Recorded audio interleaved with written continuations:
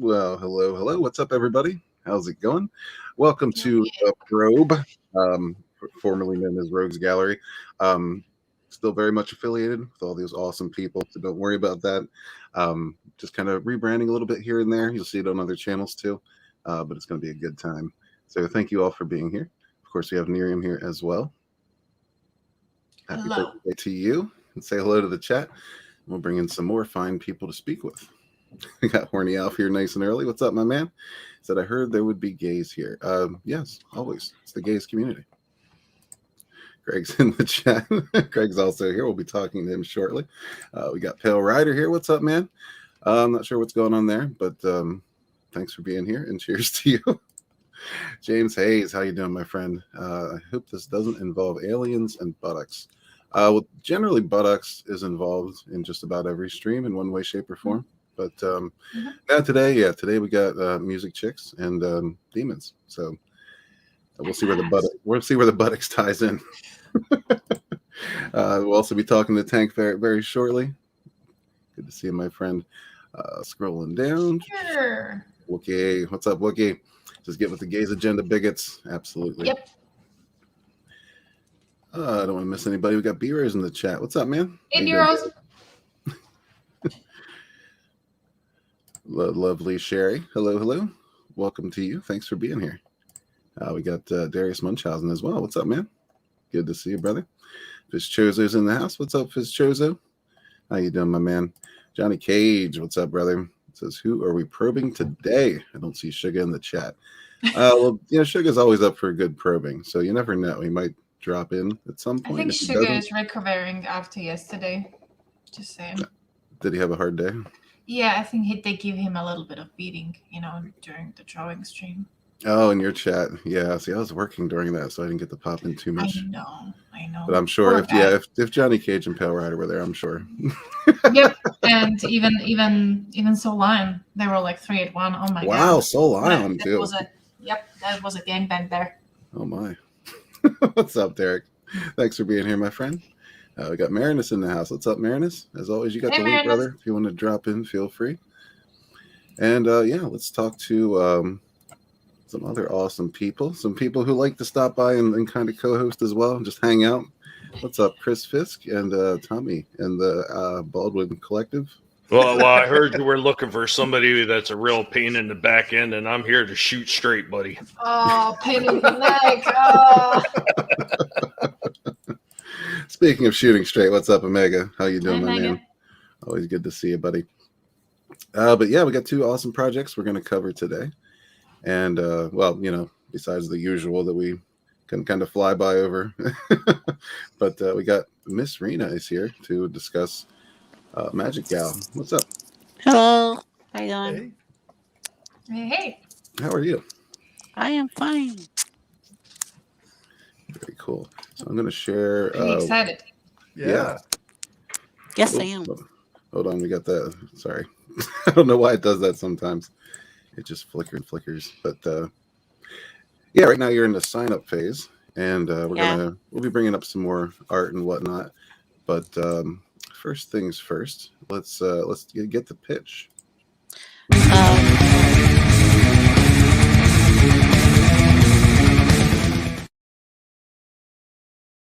Sorry about that. We got a stinger before each one, so didn't mean to cut you off there. Yeah. It's all right. Black Rhapsody is a 35-page plus manga-esque black and white comic about music-based magical girls in an uphill battle against a Lovecraftian pop star and her evil music empire. Said Lovecraftian pop star is based on none other than the queen bee herself, Beyonce Knowles. No. Ooh. Cool. That is something. It is something. Yeah, and all the No, I'm sorry. I was just gonna say the first thing that pops out to me is that you got some fine art on this campaign. Who is your artist? Yep. My artist is Jan Apple. Oh, sweet. When you said Beyonce, the first thing that popped up in my mind. Do you remember that meme with her? That the bulky one. Remember that one? Which one you guys specified? There was a lot of memes with her. Bulky one. Bulky? Yeah, Are we like Missy Elliott levels of bulky or? bulky. Wait, I had it. I got it here. I don't know, man. That's a tough arch villain there, Beyonce. I mean, that's a fine one. villain. Oh, that one. That one. The one where she looks like she's literally taking a dump on stage. Yeah. Ma'am. I don't know She if looks you like knew she's that. literally- I don't know if you knew that, but apparently she paid a huge lot of money to get that meme, like poof from the internet. Yeah, I heard she wasn't very Wow. happy about that one. Nope. I mean, it's her own fault for looking like that on stage. Kind Yeah. of jealous, man. I mean- She's got some pythons there. Right? Chris was like, "I'll let her beat me up any day of the week." Death And by you- snoo snoo. And you read what it said. This isn't even her final form. Her final form in the book is way more horrifying. Oh my. That's all I'm going to hint.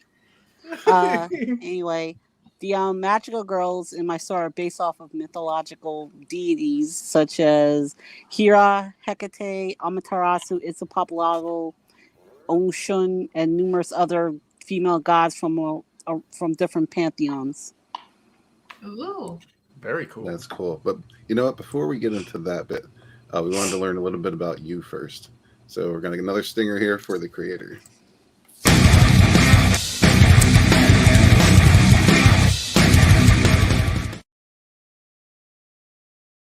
So, Miss Rena, how did you get into the world of comic creation? What drives you? What made you really want to come into this realm and create and tell these stories? It was mainly due to manga I read as a kid and the anime that I consumed. I just really like the idea of storytelling in general. So I got into comic writing a few years ago during my college days. This was for this was just a hobby that I was just working on. But then some of my friends started to encourage me to go through with the idea of actually crowdfunding, but I wasn't comfortable with that at the time. But as soon as I started seeing like other comic creators have successful campaigns, that kind of gave me the confidence to go through with mine. Yeah, certainly. I think Yeah, that helped a lot of people. I think there was a lot of people who were kind of on the fence, didn't really seem possible, but then you see the success of others, even people, small people just coming out of the gate doing it the first time, and it's a very encouraging environment. And I think part of it is the stigmatism around everything that's creationary, that you have to be attached to some big company, that it's impossible to do it on your own. I mean, at one time it was like that, but not any longer. Yep. Yeah. Yeah, That's even absolutely. better now. Yeah, the world of crowdfunding really opened up a lot. I mean, I guess it kind of started with Amazon. That kind of opened up a new world for independent creators to come out and really put their stuff out there. But crowdfunding is kind of a whole new level. Like you can actually, get the funds you need to create the things yourself and send them out yourself, and actually have that product in hand, and add all kinds of goodies and bonuses if you want to. Yes, Fisk, I'm looking at you. Well, power to the creators, so I'm happy Absolutely. for it. And technically, the greatest thing about it is it's you're your own boss, right? Mhm. So besides being able to organize it, the way you want, it also comes with responsibilities, right? So if you screw up, if you mess it up, or if you don't make like a effort to put it, it's all on you, and that's a huge lesson there. Like, huge. Yeah, absolutely. Yeah, there's a lot to be learned from a first campaign, that's for sure. And the second I've heard. Yep. But let's get into the universe of Black Rhapsody just a bit.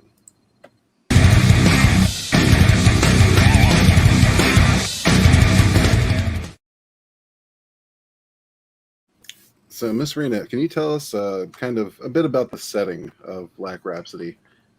Black Rhapsody takes place in the urban fantasy like thing, so you have magical creatures alongside humans, and they treat it like it's nothing. But also, a lot of the how actually is a lot of the religions in Black Rhapsody are predominantly matriarchal, but it's for a reason because the goddesses that get name dropped in like these are like goddesses I came up on my own, not the goddesses based off of other cultural pantheons. Right. Actually, do have lore importance in this world and are connected to the origins of the magical girls. That's all I'm going to say on that. But music does play a huge role, and is one of the ways that the magical girls in this world can fight against evil. They have to literally sing in order to power up certain weapons or use certain attacks.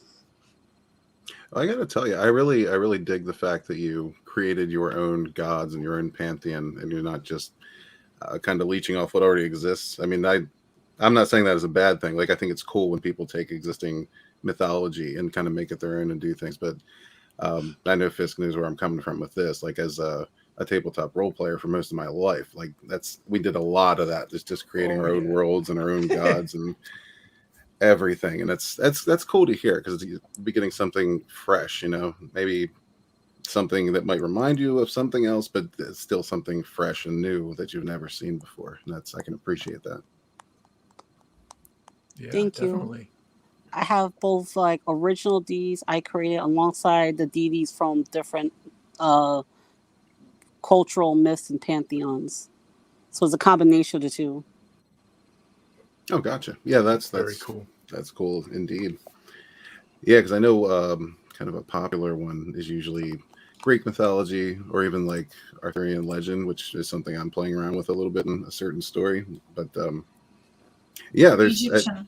or Egyptian. Yeah, it's cool to see people's different takes on each of those things. And nothing's really like to the core what it was or what it's supposed to be, but it's still cool to see people play around with that kind of stuff. And also, I think even cooler to see people create their own mythologies and put them out there. I like what the Yeah. artist did there in that picture.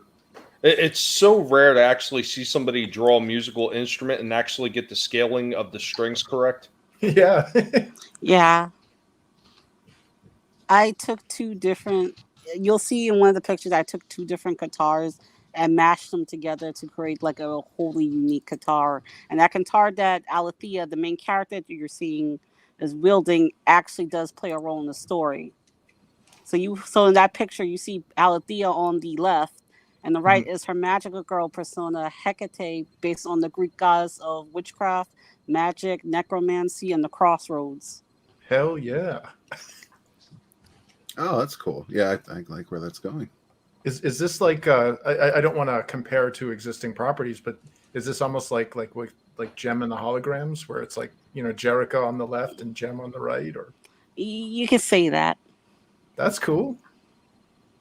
So it's like And a powered up form. And it's even like cultural divided. I know it's supposed to be a manga, right? It's a manga, so the characters are supposed to look like that. But the character on the left is more, she's dressed as a nun, which is more Western type, and on the right, that's typical Japanese fashion. She's not a nun. J-pop. It's goth. It's goth. Yes, she's goth. Yeah, Just that yeah. you'll see her outfit in one of the pages, but she's not a nun. There's a different character that's a nun. That's just No, a standard goth outfit I found. Nobody's online. going to complain about sexy nuns, I'm sure. You're probing too hard, man. Am I? I didn't think I was probing hard enough. Well, you're picking a fight with a nun with a guitar. I would never do such a thing. What's up, I think Katie just wants to say none as in None. Everybody's kidding. None. No, Power Rider's bragging. What the hell? What? Nobody believes you, Power Rider. That was a drunken fever dream. I want to I don't believe know. that was the case. I know I've had a witch or two in my past that Oh, that's for sure. But that's completely different. yeah. I would never. Anyway, let's move on. While we're on the subject, let's talk about the characters.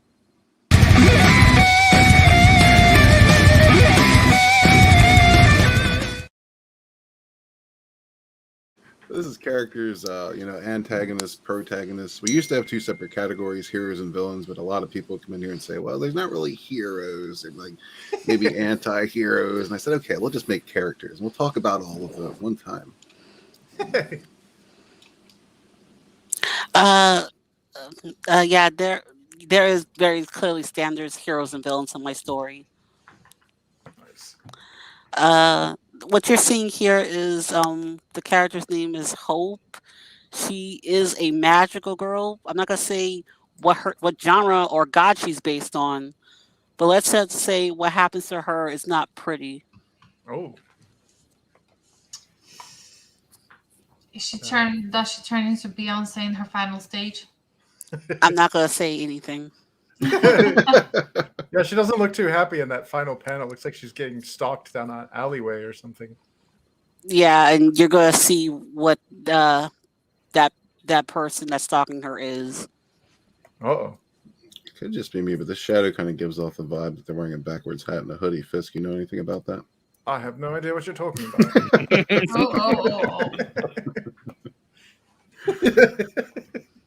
So yeah. Let's just go over them kind of one at a time. Like if you want to list out your heroes and then your villains. Althea is the main character. Hope right here, you're not going to see much of her for very long after Oh no. a few pages. So she either gonna die or transform. I'm not saying that's a spoiler. I know. Run, my lady. I'm trying my luck. Katie's good for digging for spoilers. Yeah. So Johnny Cage is upset. He says, how dare you? Ryder tells the truth, only the truth, and nothing but the truth, as interpreted by alcohol. Nice. This is the main character, Althea Mahalia. She is her music genre. She is the hero of the story. She becomes a magical girl by, that's a spoiler too, but let's just say what she does to Dulcibella, who is basically the Beyonce insert, kind of puts her life in danger. And now she has to use the powers of the dead as well as her own song to kind of save her life. Oh wow. Oh yeah. That's what I like to hear that. Bard she's plus necromancer. yeah, well, there's a problem. Like she's not like a traditional necromancer because again, she would be evil if I made her a traditional necromancer. But she's more of a guardian of the dead. She gives them justice.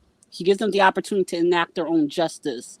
So she can literally use her song to beacon them to her to attack the person who is responsible for their deaths. Oh, nice.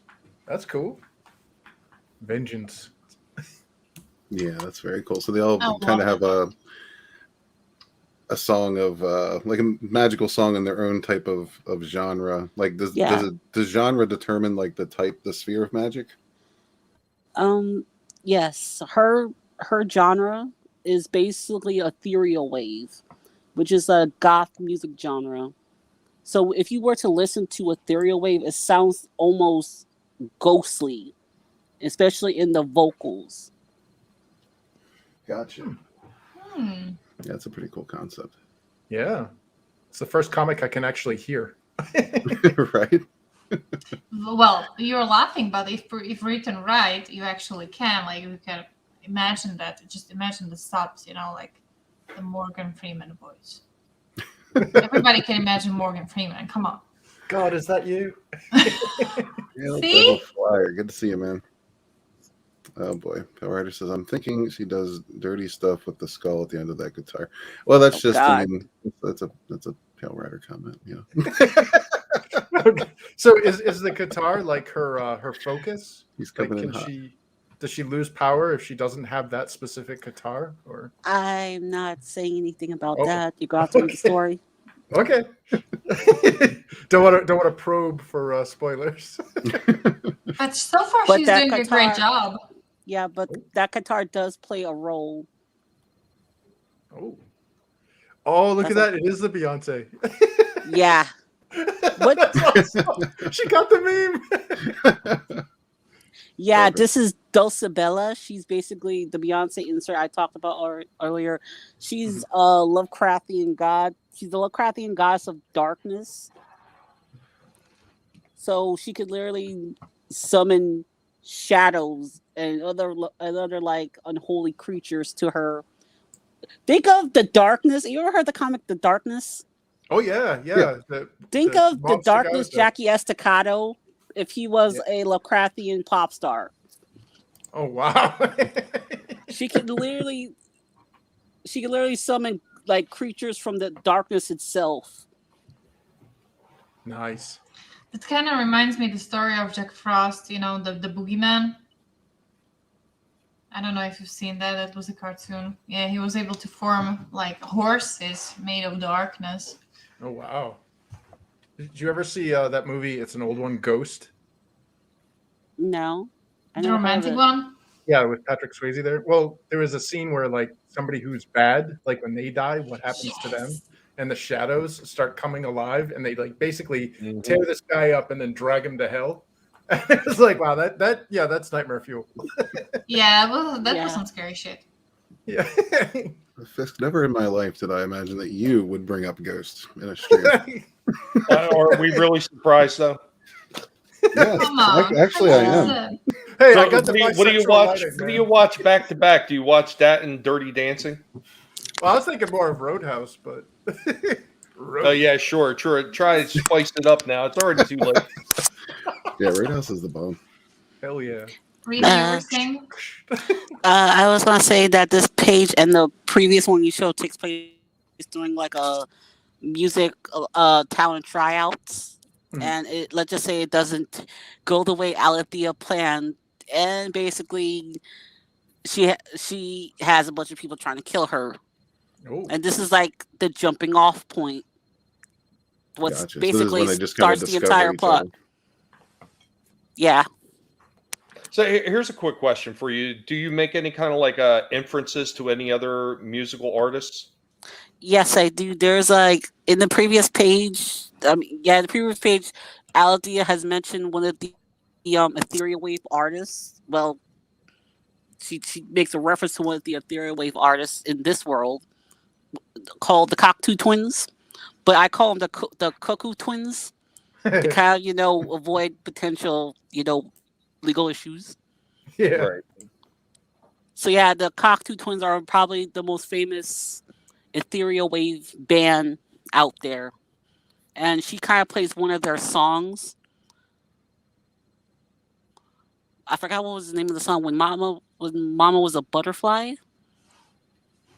I'm sorry. It's just I think it was when I was a butterfly. When Mama was a butterfly. Sweet. Discography. Yeah. Wow. Sorry. No, it's okay. Yeah. Sorry, I'm just not familiar.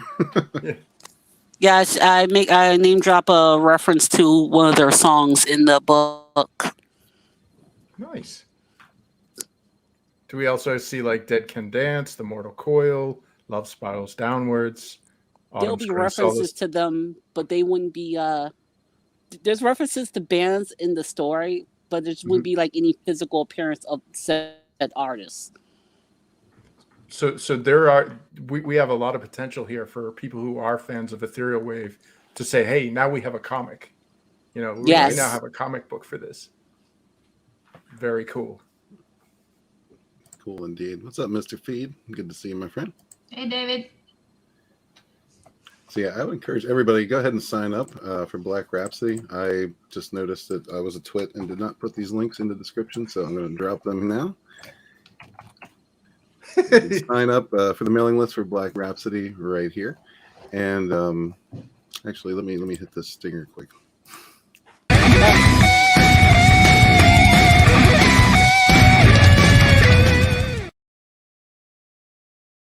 Alrighty, this category is for anything we might have missed. Any questions we didn't ask that you wanted to go over?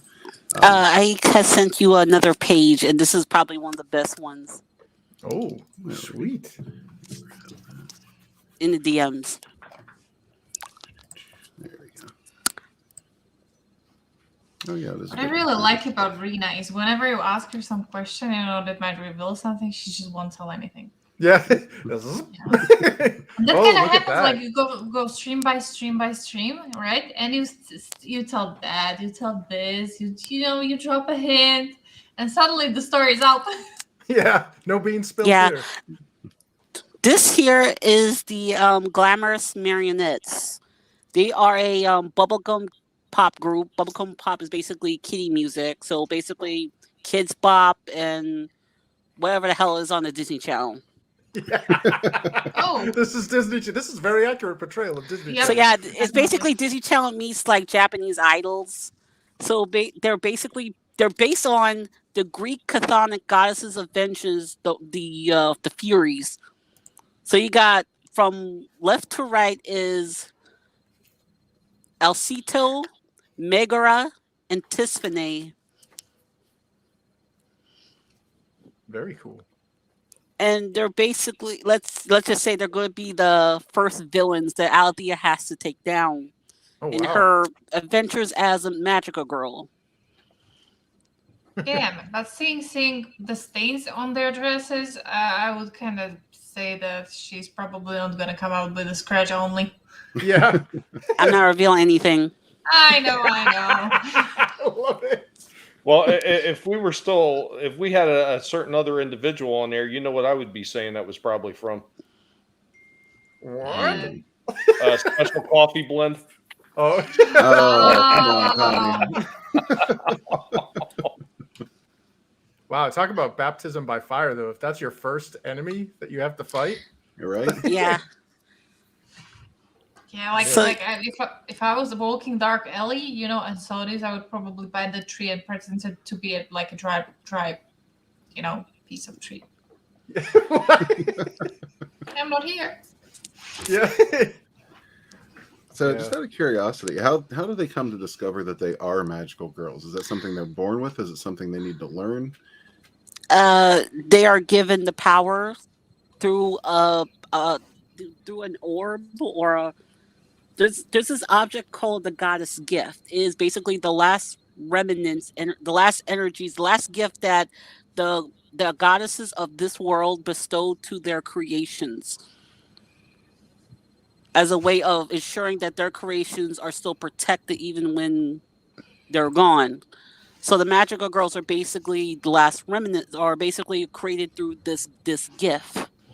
So you got different gifts: the gift of nether, the gift of fire, the gift of water. The gift of nether is what Alethea / Hecate currently has, which is the gift to communicate with and interact with the dead and the living. Gotcha. Very Well, that's cool. So they kind of left something behind just in case, they're not around to. So when it's kind of similar to the you ever watch Buffy? Oh yeah, the Slayer. Yeah, so when one Slayer dies, another awakens or becomes the next Slayer. So it's a similar logic to this. If one magical girl dies, the next one, there's going to be another one chosen. But you know what I noticed, Brad? What's that? You seem to be asking good questions. Is that outside the norm? Well, I don't know, because so far, whenever we ask, we got the, I can tell. I'm not telling. Well, you're asking about spoilers. What? Yeah, come on. There's no beans being spilled here. Do I need to bring Chris into this? Wait, I think that Tom is the specialist for when it comes to beans. What's it? Tommy is? Uh-huh. Yeah. Jelly beans. They're everywhere. And coffee beans. Our coffee beans. That's so because this is manga style, does that mean that it will the book be printed in the same way as a manga book, where it reads kind of No, I prefer not to do that. I know Yeah, I that hear you. people don't like that. Yeah.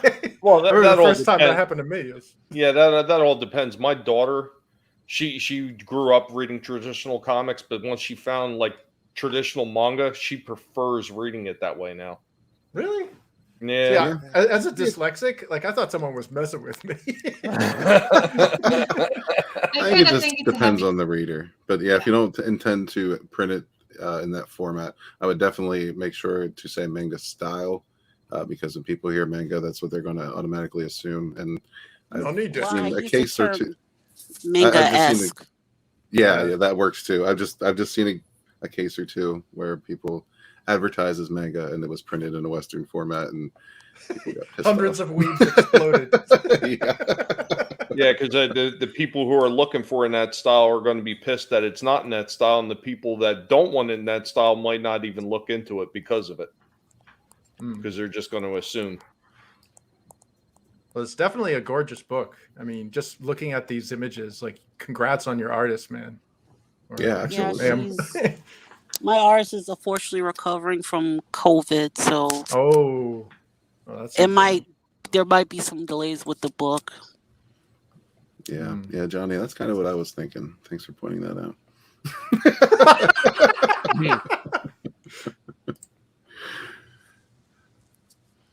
Alrighty, Miss Rena. Well, we have one final question for you, and that's going to be Katie's area of expertise. Are you ready, Katie? Of course, always ready.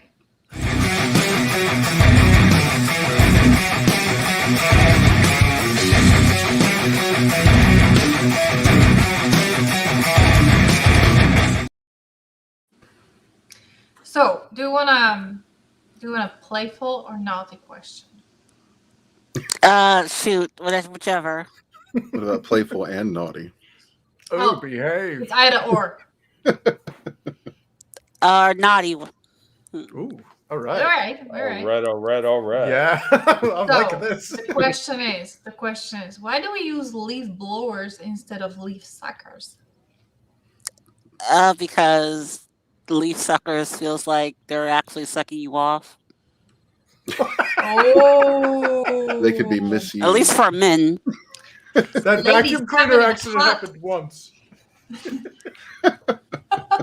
I think that is completely sexist towards vacuums. That is horrible. Yeah, I was just about to say that. Like we all know what happened to vacuum cleaners, right?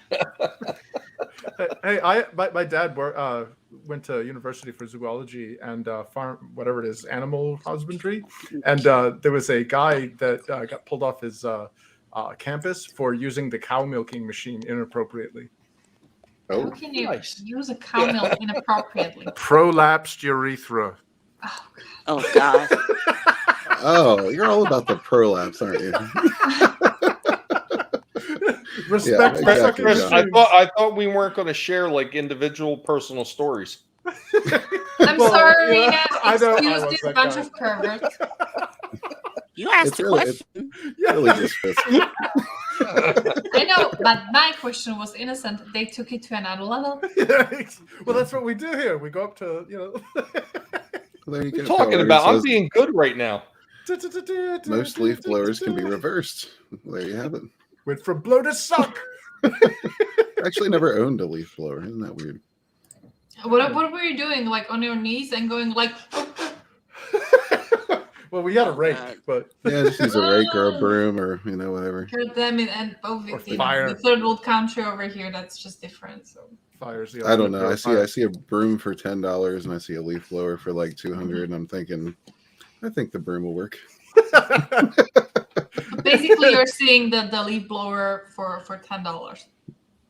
Wait, I'm saying I'm cheap. If there was a leaf blower for $10, yes, I would get one. Ready, you cheap. Yes. I sense a challenge.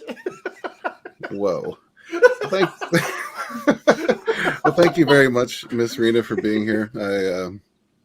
We got the link in the chat. If you want to sign up for Black Rhapsody, please do so. And when do you intend on launching this? I plan on launching early March, but I'm still trying to figure out what's the good launch date or good launch time for that. But if you sign up for Black Rhapsody today, you will get access to a secret tier upon launch of the campaign, as well as a unique trading card of one of the characters. If you like magical girls, violence, horror, Lovecraft, blood, and music, sign up today. Beautiful. Absolutely. Yep. Sign up today, man. You get access to some cool extras if you do so. And to answer your question, there really is no perfect time to launch. Maybe I would just be careful about some huge campaigns. Well, that's what I was gonna say. That's about when everybody starts launching, like between February and I don't know, August. Oh no! There's really no ideal time to launch because there's always some big campaign rolling over you. Yeah. But yeah, just launch when you feel it's right for you. Whatever works for you is what I would recommend. Okay. Thank you for having me on. Absolutely. Thank you for being here. Alrighty. So we're going to say goodbye to Miss Rena. Bye. And we're going to bring in our next guest. Thank you. Have a good night. Night. Okay. Let's. Well, before we do, how about an intermission? Who wants an intermission? Oh, I love intermissions. Doesn't everyone? Okay, so before we bring in our next guest, I just want to give you some an inside look into the world of what the fuck is this? Oh no! Is that really the title?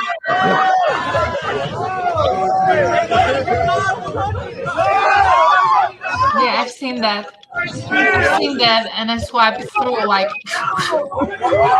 then I came back, and then I swiped even faster. Well, I got an explanation for that. I can tell you who exactly it is and why it's happening. That is actually Scotty from Sporking News Podcast celebrating 2,000 subs. Oh, is that Did you buy him the balloon? Where can I get them? Where can I get one? One of those balloons? Yeah, just imagine like filling it with helium and walking on the street, like that. Did you see that he thumbed it though? I mean, come on, man. Oh yeah, he was exploring, man. trying out a whole new world. What's up, Simon? Good to see you, my man. But yeah, let's talk to Tank Ferret and Greg. What's up, guys? How you doing? What's up, man? Oh, hey guys. How you doing? Were you also exploring, man? Oh yeah. Yeah. I'm broke, and people keep saying calling it digging gold. So I haven't found any yet. I think they're lying to me. Look, just because the name of the show is Going Deep in the title doesn't mean you have to. I see what you did there. But you're encouraged. He was probing the whole time. Oh, I didn't give you the proper greeting.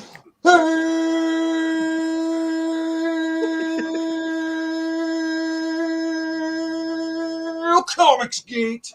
Good afternoon, Comics Gate. Boy, do we have a show for you this afternoon, man. We're coming at you with a hard-charging, fast-packed, action-packed Gun Demon. He's retarded. That's the explanation we have. How's it going, fellas? That's another Disney diva. I'll tell you how good it's going. It's going about 27% good. Hell yeah. Hell yeah. Keep going. Well, let's get it gooder. And before we get rolling, I'm going to copy this link because I was retarded and did put the link in the description. So yeah, guys, before we get rolling, there's the link for Gun Demon. Please go check it out immediately. But first things first, we got to do this thing in the proper order, I suppose. Never really works out, but we're going to try.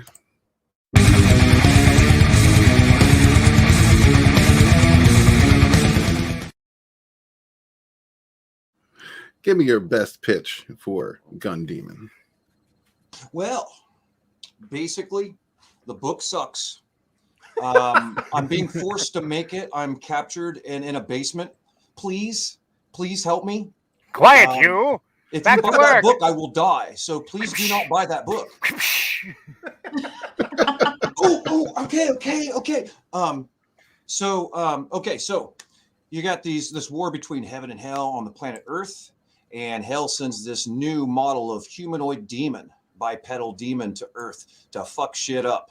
Once he gets here, though, he kind of finds out Earth's a little more fun than planet hell. Humans are a little nicer, and he decides to hang around and make some friends and have some fun and play video games and eat sushi. And then everything's all good until Abaddon arrives on the scene, and then it all turns to disaster. That's Gun Demon and an eggshell. I have But to that ask. sounds. I mean, I already identify with this character. Yeah. No, you don't. No, you don't. You don't eat sushi. Why Well, everybody besides makes that. people eat sushi? Because it's fucking phenomenal. I was gonna say because the turtles already took pizza. Well, I mean, what would a carnivore, from another planet who comes to Earth, what would he want to eat if he's going out to restaurants and stuff? Sushi, Oh. right? Medium rare. Ah, right, Medium rare. right. Actually, it would be rare. That's why it's sushi. You see. Yeah. Well, just look at Venom, right? He didn't just mess up with things. He just, came bite your head off, and sushi here, sushi there. I don't look at Venom like Marvel's gay. I don't care. Oh. Not a care in the Yeah, world. Then your head is the sushi in that situation. Yeah. Yes. But yeah, No, this is. Oh, sorry. Go ahead. I was just gonna say the pitch is the quick part. What we really want to know about is the two of you, especially, and anyone else working on this project. So we're gonna hit the creator part.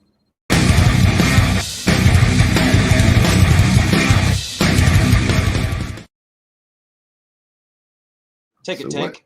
What brought you here? What's your passion? What's your drive? What any experience you might have, which is not necessary? Oh, different question. Ethan Van Sciver is why I'm here. I saw that Brie Larson video a few years ago, and Are you saying he's your passion? he is my love, my light, The sun, and my sun passion. I want to Passion sniff of his the feet and his Sciver. butt. Whoa! Probing Damn. hard, man. Probing hard. That's kind of the idea. Were you drinking the water in Jersey? Just Worse, Ohio. It's All that radioactive courtesy here. reach That's why around. I have two penises.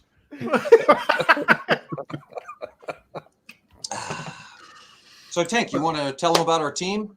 Oh, well, we've got a Matt. fantastic team of artists on this.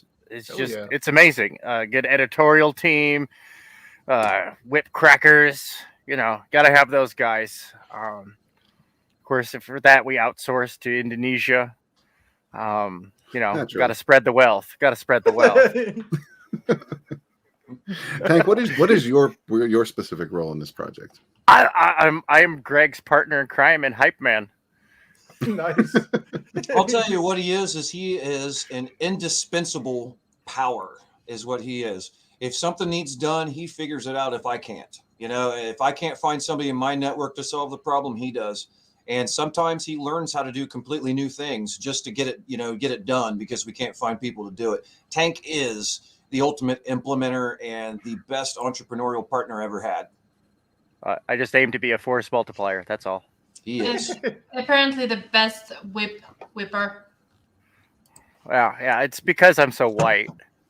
I have generational experience. Oh man! Someone say crack up, crack up. See, the thing is I'm really, really, really stupid.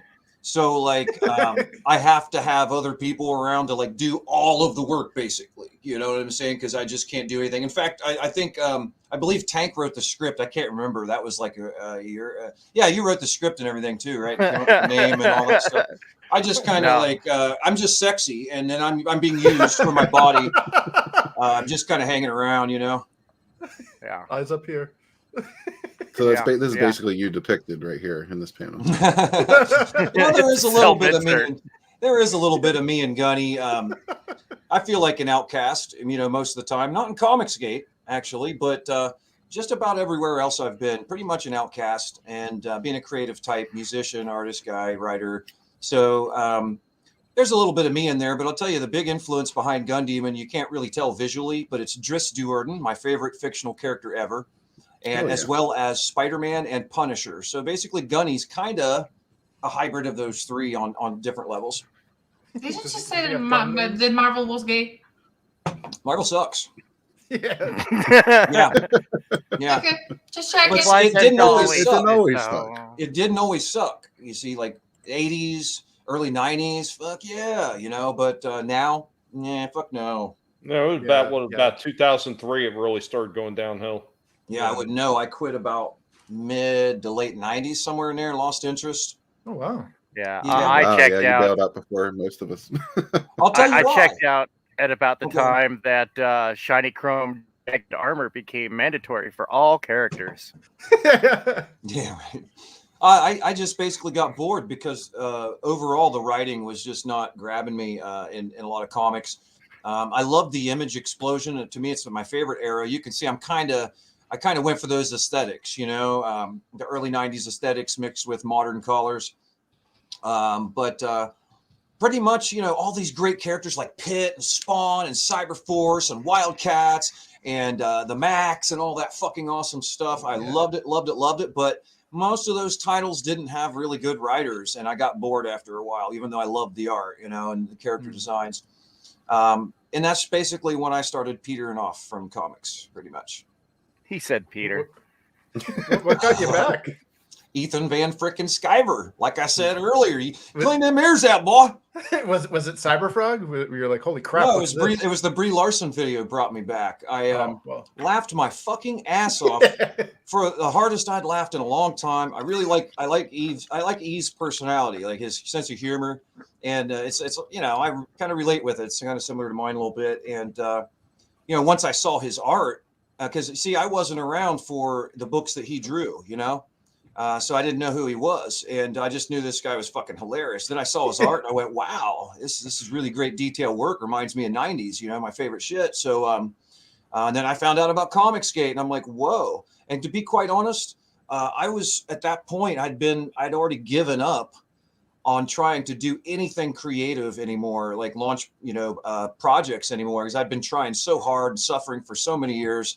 And I just like, fuck it. I'm just done. And then when I found out about Comicsgate, I'm like, wow, that looks like a very supportive community. You know, they might like what I've got to show, you know, like what I can do. So, that's what drew me in. I basically Uncle Wee fucking whoosh, you know, like that, So, you know. And did you see that Bancroft animation with the blue-haired land whale?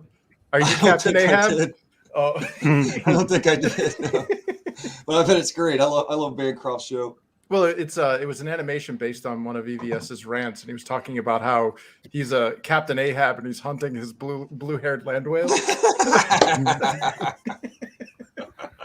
And that, you know, that's basically, you know, independent comics now is, you know, we're the Captain Ahabs. Well, I definitely need to thank Ethan. I really need to thank him for inspiring me. Nobody's inspired me for so long, and I didn't normally need inspiration to do something creative. I'm always doing something creative. It was a part of my life where I was tired of being homeless and starving, and in strange cities alone. Just trying to get out there and network and launch my projects. I did it for fucking years, and got beat up by cops and fucking you name it, man. Just all kinds of crazy shit out there. And I just was tired of it. I was like, I came back to my shitty hometown in Ohio, basically defeated again, and didn't have anything in me anymore to try. And then once I saw Comicsgate and I saw that, like, you know, really great art actually had a place to shine, and I went, I mean, fuck, it's just basically it resurrected me is what it did. So I'll always give Ethan credit for really, you know, bringing me back to you know, give me that motivation again, giving me a reason to give a fuck. Yeah, nice. Yep. Well, Yeah, I'll tell you, the big reason I really got tired of it all was I was tired of moving to a new city, quickly becoming one of the like most sought after people to work with in a creative network, and then watch all the gigs go to some gay guy. He's just expressing my sexuality, or some fucking really hot chick who bagged herself a millionaire. Now she feels like she's got to pretend to be somebody or something other than a vagina. It's every fucking time. And after so long, you start going. Preach, Greg. After so long, you realize it's shit's just fucking rigged. Why even try? Just got to that point, you know. You are correct, sir. But then you saw CG and you were like, I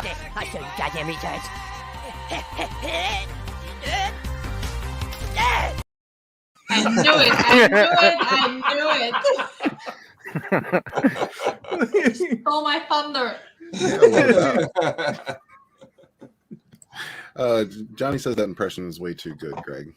It's because I express my sexuality quite regularly. Oh my god! I hate to break it to you, but that goatee you have there kind of gave you away that there's no way any. Oh Jesus! No. You're straight as hell. That's a flavor saver. Yeah. Pale Rider. What happens when they get stuck to the floor? That's not his concern. I'm going to put a vote behind Whatabout's suggestion. Yeah, best guess. Yeah, it's Tank. Yeah, definitely. Yeah, it's totally Greg. Fight. All right, sweetie, here it goes.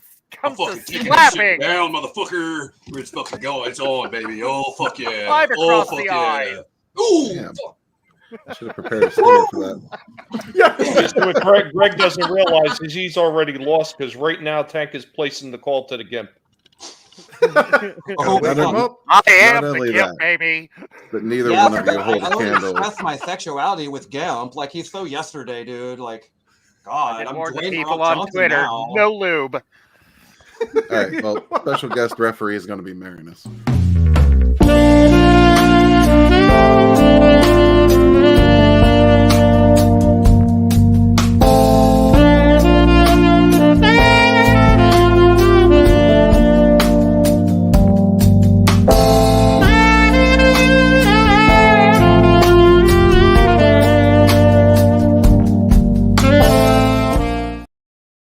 Marinus always knows what's going on.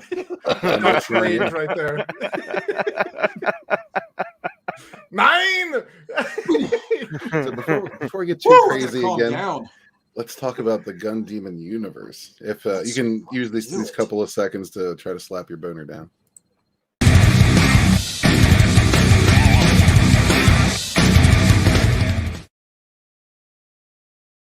I said work, damn it.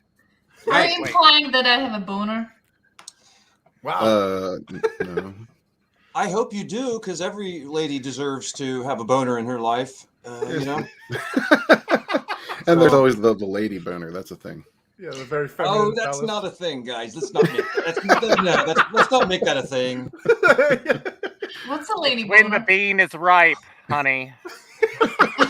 I don't want to live on Earth anymore because of lady boners.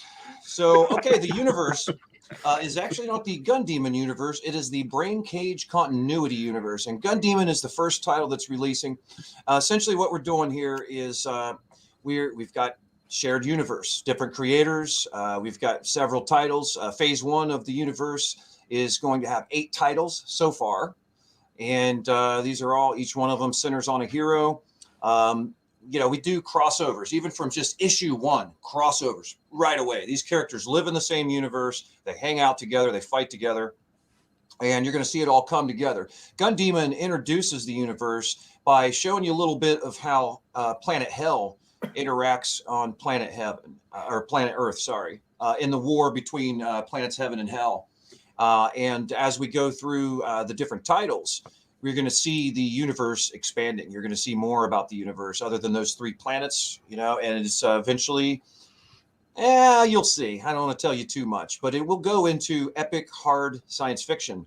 So very inspired by the 40s through 60s genre, eras of science fiction, like basically our aliens are alien. They're not humans they're not James Gunn aliens where they're just like humans who talk like humans and they dress and act like humans and then they have like blue skin. They're actually alien. They have different cultures. They have different technology. Everything is quite different. They're literally alien. And we are basically also following the tradition of warning the reader against the dangers of technology that is unchecked and transhumanism and all these horrific things that are becoming a real deal in our real world. But we're trying to keep away from the real world too much. You know, we're not on the nose. There's no, we don't have SJWs or a pandemic going on or any of that fucking nonsense, right? It's what, you know what our Earth humans are worried about? Supervillains. They're worried about Abaddon right there. Okay. Hell yeah. You're going to see Abaddon wreck New Orleans in Act 3 of issue 1 of Gun Demon. It's just a fucking disaster movie. And I feel bad. You should be worried about. Yes, yeah. I feel bad about what I'm putting Gunny through in this series. It might sound silly, but I do. I love Gunny. He's like it's like my kid or my little brother that always keeps fucking up, but he's just so adorable. You can't be angry at him. You know, that's kind of Gunny's personality, because he literally starts out as a toddler. What you're seeing there in Gunny's, in issue 1, this first miniseries of 4 issues. Is basically he's just arrived on Earth after a year of being trained and trying to survive on planet Hell, which is the worst slum in the galaxy. Sweet. Yeah, it doesn't sound like a great slum. I want to say hello to Ryan Kitty. What's up? What's up? Yes, plenty of people getting probed today. Right now it's great. And and they like it. Don't What's up, my sketchbook? Good to see you, my friend. Sketchbook, what's up, brother? The blood's my way of saying I like it. Did you say blood? I did. Oh no. Negus's looks badass. Thank you. It's been a lot of work. So you didn't tell them the team earlier, Tank, like you're supposed to, but here is the team. So right there, you're seeing Christian Rossi cover. Christian, we plan on implementing his great talent quite a bit in different titles in Brain Cage. He's phenomenal. Love him. He's just so easy to work with, so mature, professional, and just look, the work speaks for itself. My main cover was done by Sed No Con, and Sed, worked in the industry for quite some time, Marvel, Image, and all that. Really amazing artist. He does the main cover.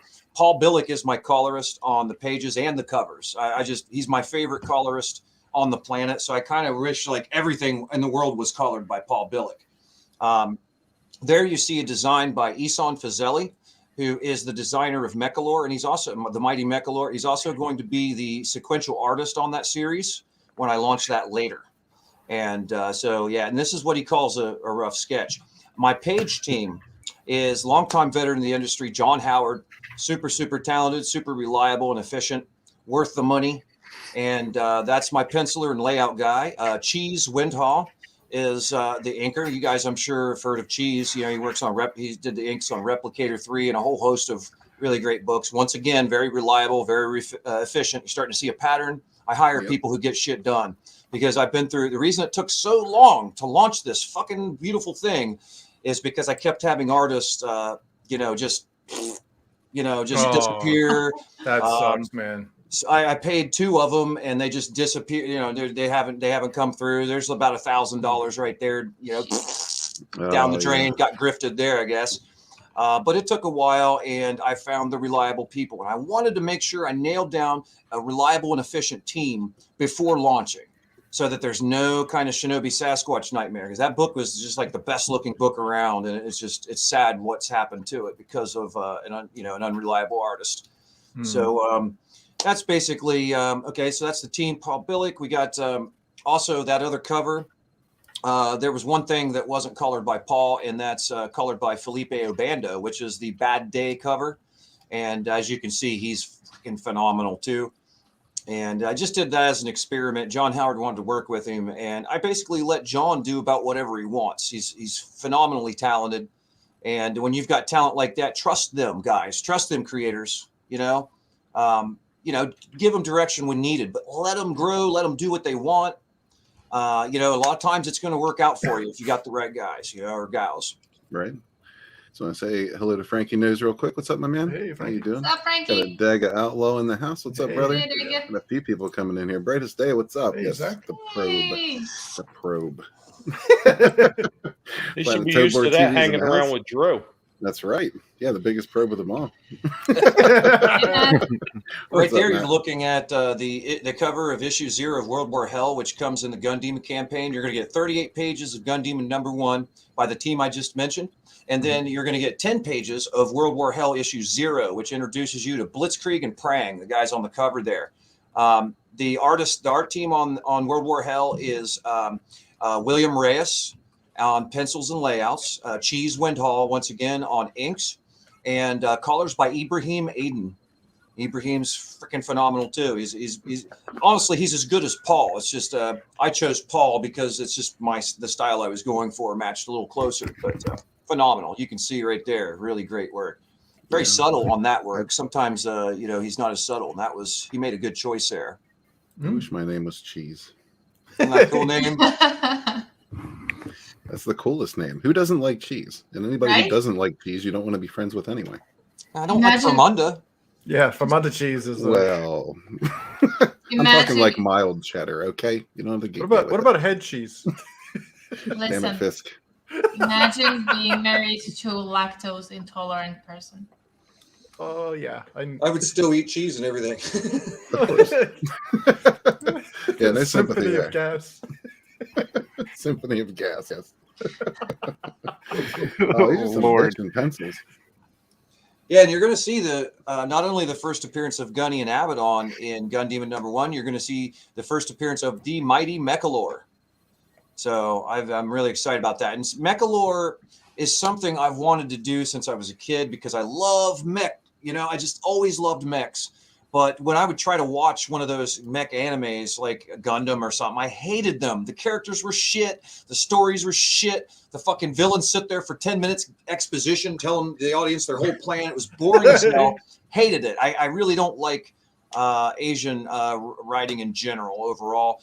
It's just my taste. So I always wanted a Western comic book style mech IP, mech book. And well, here it is. It took me about 3 years to find the artist. Yeah, I understand that completely. That's probably my biggest complaint with anime is just all the nonstop fucking bullshit that they're just like every episode is just them sitting there working up a fart and talking the whole time. Can you hear that? That's the sound of a million weebs crying out in pain. Let them cry. No, that was actually me happen crying. in real life, Red. It happens in real life. Have you not seen the president?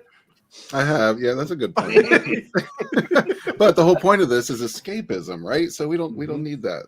I pooped my pants. And it's not all anime, mind you. There's some anime I enjoy, but the biggest complaint I have is the shit like Dragon Ball Z. Get out of here with that. Yeah, it's like an episode of just on the neck. I might argue that I actually love anime, and most of these weebs do not, because I love Akira. And pretty much Akira's most of the shit since then. Most of it's just been corporate crap, just shit out on a fucking plate and said, "Here you go, little kids," and shoved in their faces like, "Eat that shit, eat that fucking shit." Johnny says we're killing Katie. Yeah, they come at me with Demon Slayer, and I'm like, Jinra. What about the first one I saw was Ninja Scroll? That was like a Hitchcock camera moment where like the arms get ripped off at the beginning, and I'm like, oh yeah, what the hell is this? Can't stand Ninja Scroll. See, they went the opposite approach. Instead of being fucking putting you to sleep, it's way too fucking like ridiculous. Johnny, stop I love the Ninja Scroll. It's absolutely fantastic. It's like there's no subtlety, there's no middle ground. It's This is exploding thing, and then there's an electric gay guy, and then there was a.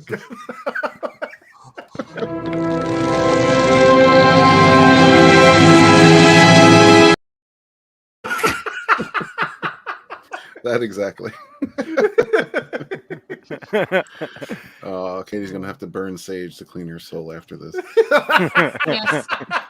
Killing Katie sounds like a Lifetime Network original movie. It kind of does. Oh man. What's up, Frog G? How you doing, my man? Frog!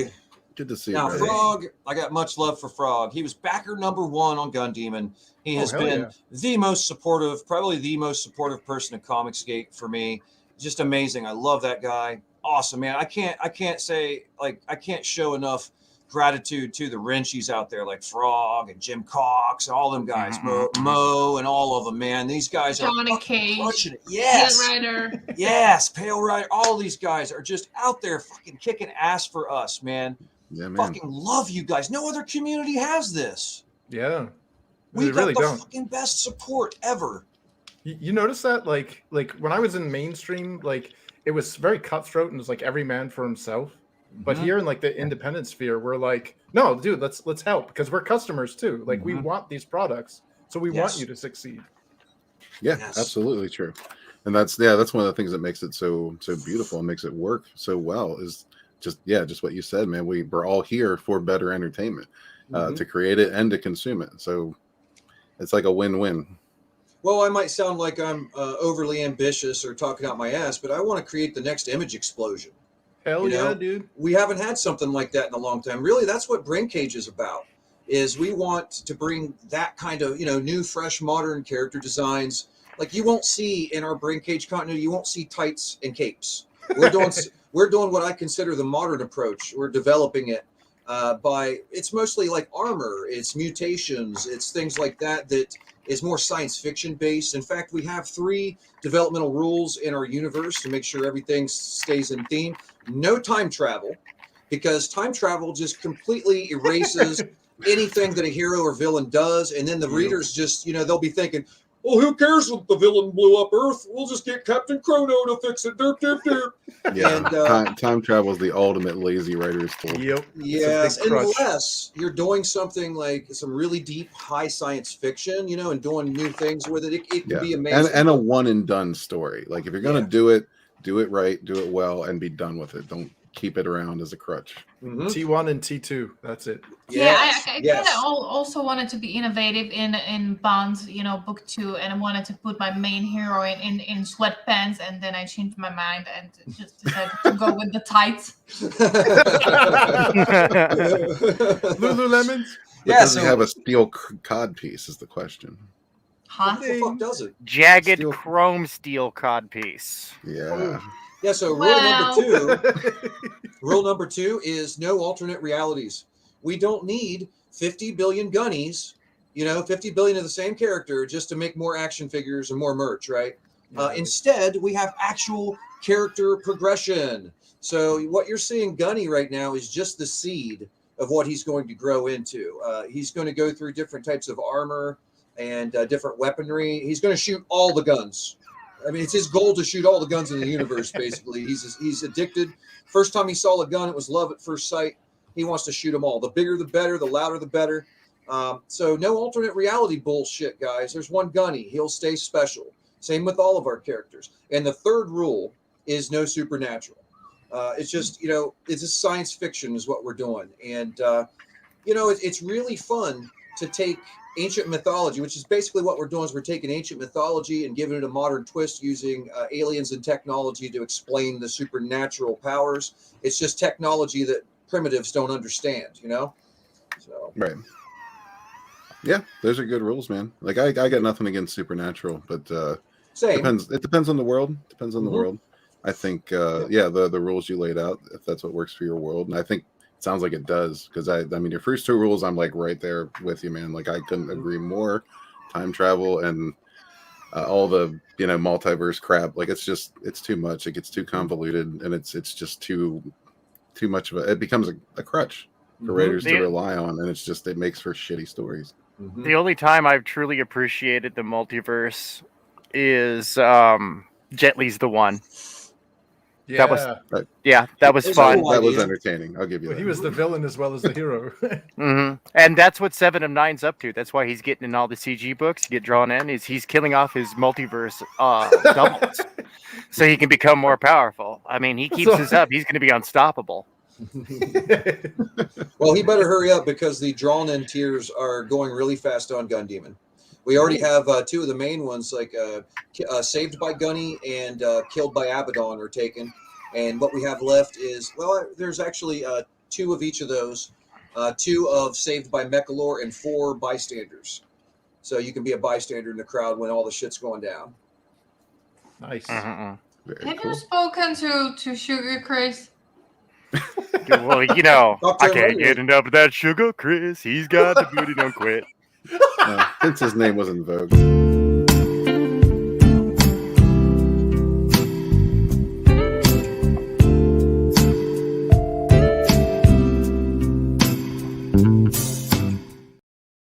What I tell you about that booty? Sugar Chris.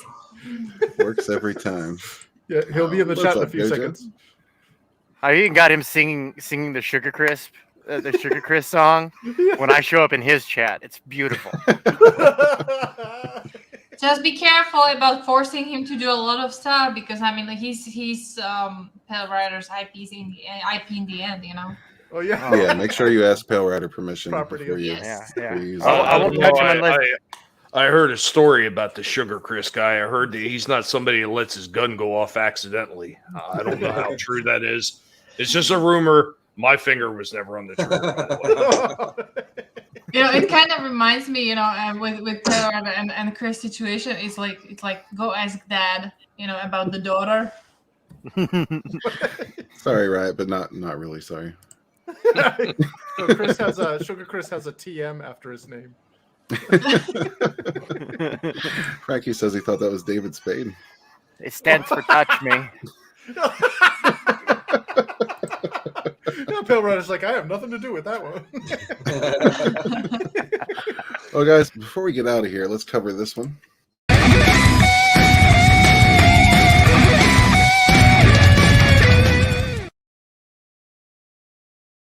Is there anything else that you guys want to go over quick that we might not have touched on or asked about? Cards, games, Cards. excitement, video games, retro games. That's right. We're gonna have Nintendo cartridges, baby. But Oh, right yeah. now, what you can get your hands on is the first of the Battlegate action card decks. These are fun. You're gonna be able to, as we come up with more and more campaigns and start getting the price point down. That's what we're really working hard to do. Because cards, they're cheap individually, but when you want like 40 different cards in a deck, it adds up real Oh, fast. It does. Especially if And you want those cards a little fancy. and we do. We want good, high quality cards that are going to be durable. You're going to be so that way if you're not one of those people like myself who shoves all of their playing cards into sleeves, you want the artwork to last. You want the backings to last. You don't want them to get marked just from regular wear and tear. Looking at you, Magic the Gathering. You know, that I highly recommend it. It's a fun, fast-paced game with a couple of different game modes. Like, we're figuring out more fun ways to create like win conditions. So you guys, everyone out there, can just have fun. You know, take 5-10 minutes, go beat up your friends without getting in trouble with the law. Yeah, so each deck is going to Excellent have pitch. each deck is going to have 8 character cards that will be themed with the deck. Like in this case, it's the Gun Demon deck, so it's going to be characters from Gun Demon, and then it's going to have 32 action cards that actually unlock the abilities of each of those character cards.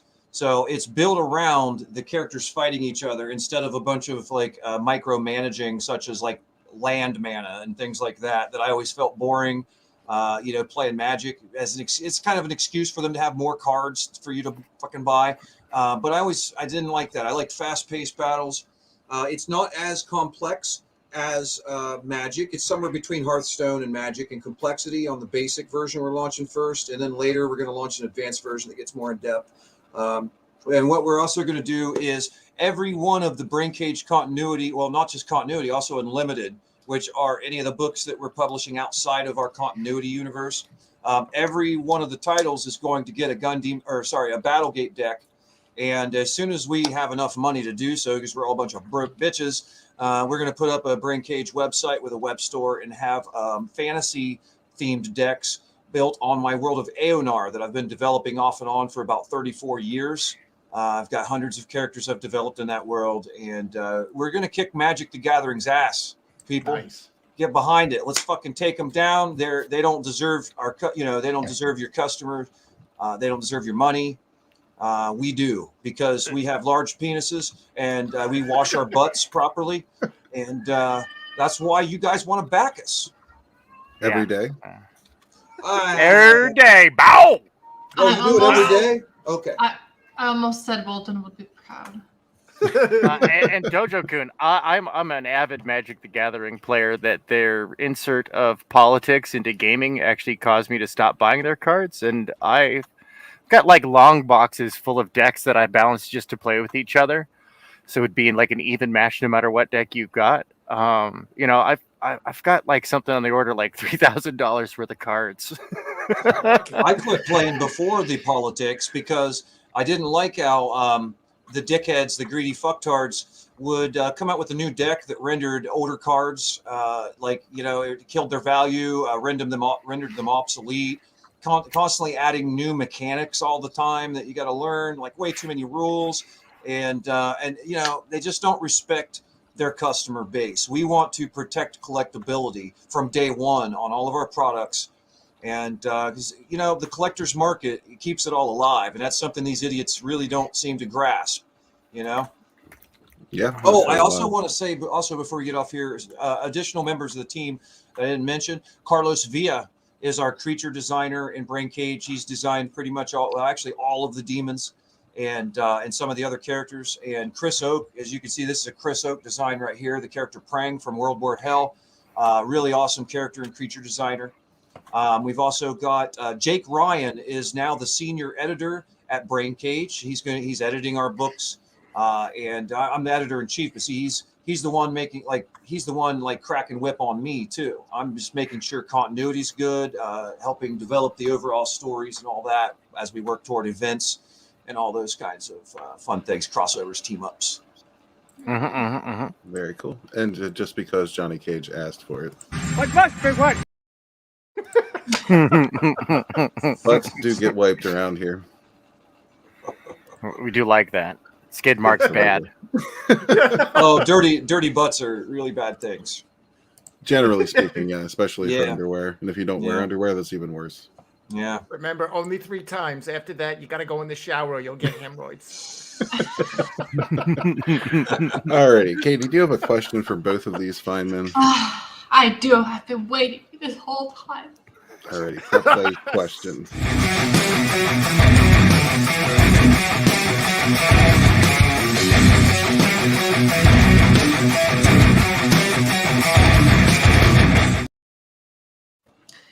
Rock, paper, scissors. Who's going up first? Scissors. Rock. Hey.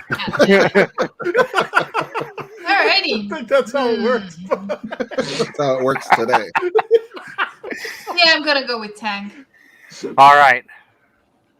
So, my question is, do you think the big toe feels self-conscious about being big toe? Well, I'd like to remind my left big toe that it's a fatty, fat, and tell my other big toe to eat a whole box of cookies because it's anorexic. So you're all about making it self-conscious. You're fat shaming. Yeah, that's right. And when they start getting odd shaped, I just reverse the psychology on them, and it's kind of fun. My doctor doesn't appreciate this as much as I do. What do you think about toe workout? Toe workout. Yeah. I try to do at least one toe push-up a day. Gotcha. How do you do a toe push-up? Well, it's like where you start, you're just on your toes, and you just use your toes to do like a push-up. It's really small, but to a mouse, I mean, I'm sure it's momentous. That's not a bad one. Okay. Yeah. All right, Greg, ready? Roger. All right. Question for you. Why didn't the 3 little piggies build the house underground? Because they're not paying attention to what's going on in the world. They don't know about the globalists and the pandemic and stuff. They're sheep. They're really they're just cattle, and yeah. So the piggies are the sheep.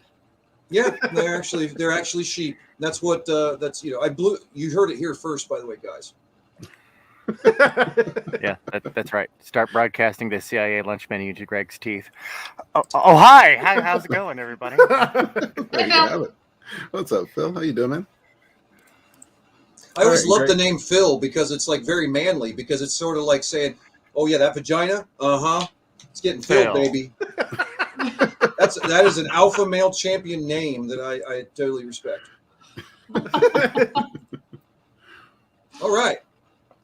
This is awesome, guys. This made my year. This right was here. fun. This is the dude right here saying buy Gun Demon, guys. If you don't believe me, believe EVS. This looks great, Gregory. Gun Demon, Devil's Overture. Yes. Great looking artwork, pal. This looks like stuff that I used to see. This looks like, yeah, great job, man.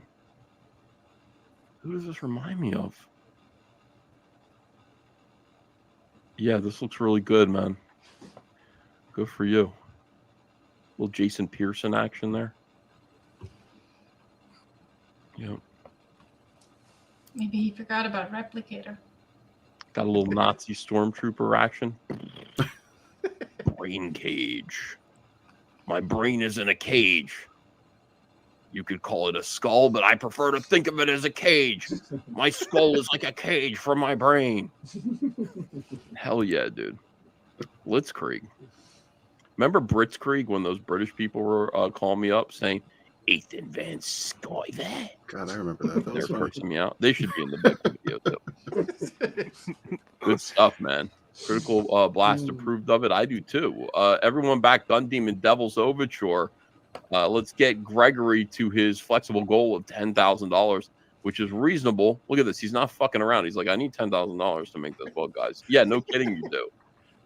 You've got 57 days left, though, so I'll bet you're going to be able to do it. And this comic book does look quality. It does look like fun rock and roll. It looks pretty professional. I like the locust. I like the crickets. And I like the name Brain Cage. Badass, dude. Hell yeah, man. Hell yeah. The book does look great, man. Brain Cage is here to hit some home runs for Comicsgate this year, guys. You are not going to believe what the fuck we are bringing, man. You've not seen anything like this in a while. Nice. We're grabbing life by the nipples and twisting. That's the way to do it, man. Twisting Love like that angle. Hellraiser style. That's right. See? Twisting like a saltwater croc. Brian knows. Hi. Brian knows. Brian audited them, so he knows that that they are indeed sheep and cattle. Yeah, as well as pigs. Brian has a good brain in his Shadow? head. Like, he knows what's up. Absolutely. He gets But guys, it. we got about 15 minutes or so before Tommy, my good man. You want to tell folks what's coming up in 15 minutes? Hey, everybody.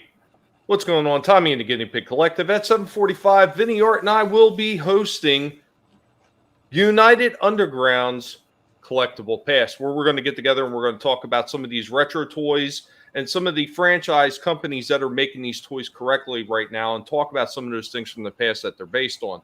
I got a very interesting one coming up tonight with a unique Transformer set that I managed to pick up. I got it for a decent price, and I can't wait to show this one off, man. I am actually very excited to show this set off, so I don't want to give it away. Make sure you guys stop by and check this one out. Got to see it. And absolutely subscribe while you're there. Tommy does some cool shit over there. Like, there's nothing like going to a Tommy stream with Vinny and with a lot of people, actually, and just reminiscing about some of that cool stuff from the past, the stuff that we're not getting today. So If we don't, Is that your channel or die, Vinny's? if we don't let it die, it never will. It's going to be on my channel Okay. until Vinny gets done with Shadow of the Kraken. Yep, that'll be Tommy and actually, Tommy, you want to drop that link in the chat before we get rolling? Yeah, hold on. I gotta bring up the thing again because I was actually in the middle of while we were doing this. I was last minute throwing the tweets out because I'm like so far behind doing everything because I'm dog sitting. I hear you, man. Yeah, I didn't get the tweets out for this today until like a half an hour before the stream. I felt like a total asshole, but these things happen. I want to thank Frog G and all the other great mods in the chat. Throwing links out there. You guys are awesome. Somebody else already got it. Already got it taken care of. What's up? Decepticon's Cave of Toys and Villains. What's up, my man? Check out What up? the link right above you, actually, in just a little under 15 minutes now. But also check out Gun Demon, Devil's Overture #1. That is the reason for the season today. Also, please, if you haven't already, sign up for the mailing list for Black Rhapsody Part 1. I'll be putting both of those links in the description right after we're done here. Also, don't forget Sunswarming Dungeons is still in demand, so please check that out if you have not yet already. Chris Fisk, tell the good people why they should buy Infinitale Chronicles War of the Trees #1. Sure. Epic fantasy comic series, harkening back to the 90s cartoons and anime. It's if you like elves, I think you'll like this book. It's kind of their origin-ish story. And if you hate elves, you'll really love this book because they get messed up. Also, little preview of something I'm working on. Nice little figurines. Yeah. Nice. and here's the kicker. Ooh, what's that? And oh, look, there's a nice little cap here, and it goes like that, and NFC chip inside. Amiibo! That's awesome. Look out, man. Yeah, See, I told you just when you thought you had Chris figured out and everybody's getting on board with the last thing he did, he's going to up his game. Nice. Not trying to one up you. You reminded me of with the miniatures. I remembered. Oh yeah, I got to show the Gunny figure. I'm going to be putting 4, and they're all going to be numbered. They're handcrafted by Rex Barha, who's one of the best action figure handcrafters you've never seen if you haven't seen it. Obviously. But anyways, yeah, it's fully articulate. I think 26 points of articulation, bendable tail. The trench coat holds form, so you can pose them in all kinds of places. There's going to be 2 handguns as well as an AR-15 and a shotty that he comes with for accessories. You take the trench coat off, the heads can be replaced. Probably going to add some heads later that can go on it as well. But hell yeah, dude! Sweet. Cool. He's fantastic. Absolutely. All kinds of fantastic shit going on around here. Yeah. It's like Christmas morning every day. Absolutely. And speaking of fantastic, before we go out, also don't forget to check out Shadow of the Kraken if you have not yet done so already. But he's an awesome creator, fulfills like a motherfucker. So please check out all these great campaigns, guys. If you don't see something that floats your boat, if one of these campaigns doesn't float your boat, just tweet it out, spread the word, share the links, make sure people know about these projects, because if there's something you don't care for, your friend might. So don't forget about all that. And I just want to say, you guys are awesome. Thank you all for being here today. Thank you, Greg and Tank, for joining us. Also, Miss Rena, thank you very much. You guys are truly the best around. The best around. Nothing but a hammer. I'm warning you, sir. The best around.